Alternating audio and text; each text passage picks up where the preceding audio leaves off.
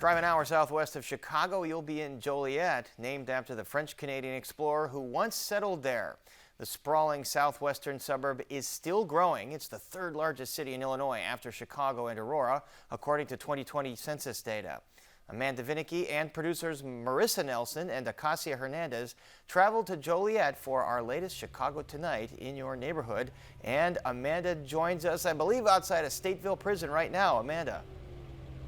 Not Stateville, but yes, one of the other prisons. Stateville still operational. This one, not so much. Now, Paris, you referenced that this is a sprawling suburb, and in fact, several people that I spoke with today described it as a mini Chicago. There is a large train station and transit network, a couple of colleges, a theater, the Rialto, a baseball team, that's the minor league Joliet Slammers, get the prison reference there. Also, a football team. Now, granted, it's not pro football high school, but Joliet Catholic High School does have enough championships under its belt that it is a source of local pride. And then also Joliet has something that Chicago doesn't have, a casino. Also a rich history, says Mayor Bob Odekirk.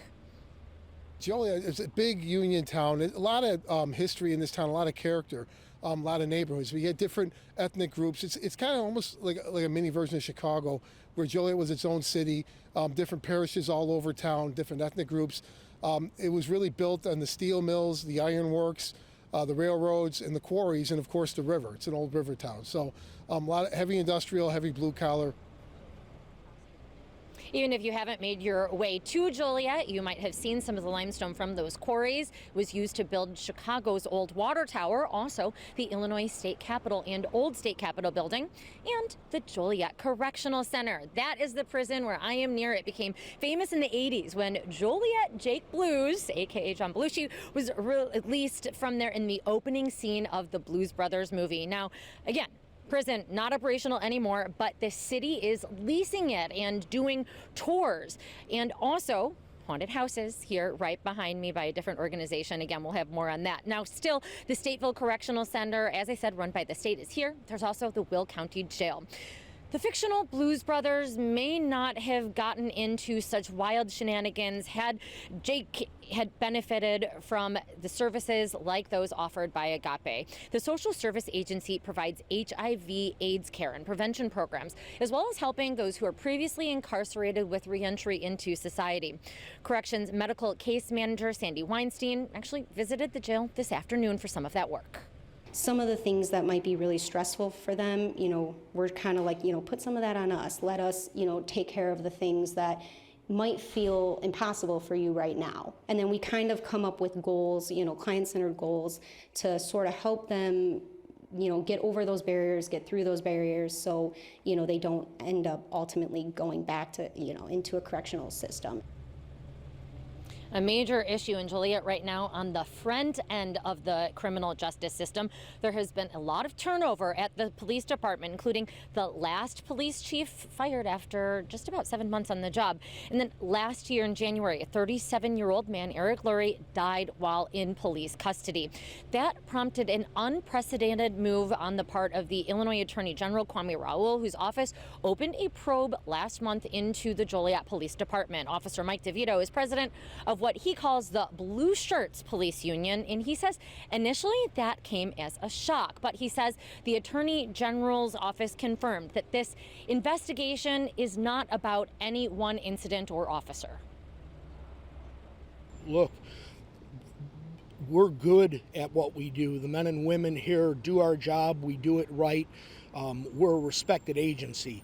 The fact that they're here looking at us doesn't mean that we've done anything wrong, and I expressed to them that we should cooperate fully with this investigation and that we should continue to do the job exactly as we have always done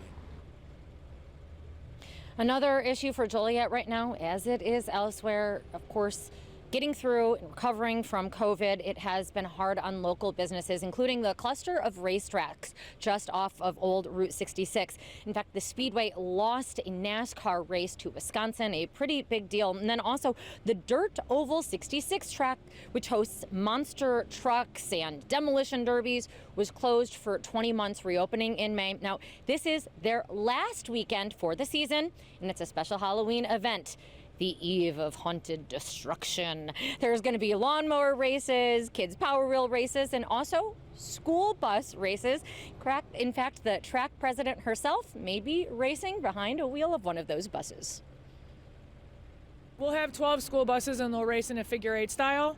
So they'll basically race in a large area and then cross the middle in a figure-8 style, and the first one to run 10 laps will win. A lot of people are afraid because they're so big, but they're very safe. I mean, think about it, kids are on them, right? So they're really, really safe to drive, really, realistically. But it's fun to watch. We'll decorate them and paint them all like all different themes, Halloween themes, movie themes like that. It's also going to be a Halloween costume contest, by the way. Now, elsewhere, 7 Joliet restaurants earlier this month formed an alliance. That is the Joliet Region Food and Beverage Association. Semino's Pizza co-owner Sue Schultz says that they exchange supplies, and also there's a staffing shortage, so they even share workers.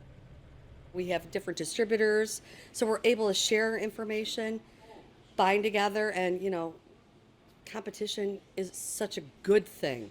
It's not like back in the day where everybody was striving for their piece. Now we have to band together and help each other out because we're a family. We're, the restaurants, we're all in the same community.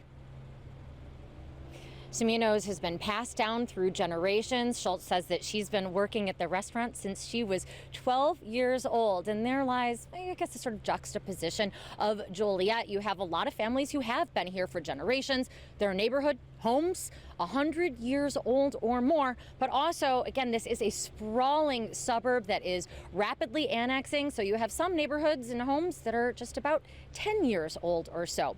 We're going to have more on both the haunted house here, or the haunted prison, I should say, as well as economic development in the area, but for now, back to you. Man, it sounds like this weekend Joliet will be a place to party, karamu, and fiesta forever. Thanks very much.